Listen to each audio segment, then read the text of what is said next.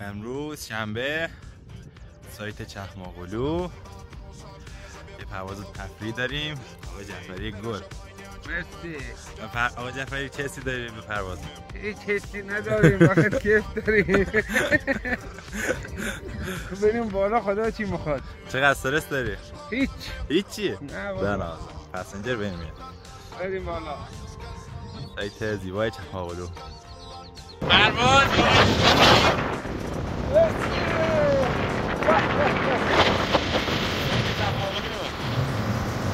جعفری چطوره؟ خیلی عالیه، خیلی عالیه. ایوه. اوکی.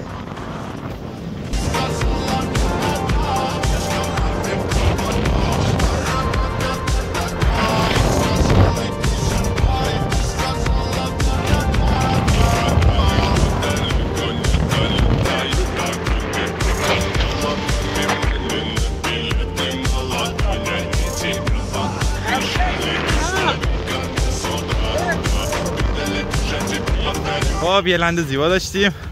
آقا جعفری چطور بود؟ خیلی عالی بود، خیلی. ترس نداشتی والا؟ نه خیلی عالی، دست در نکنه.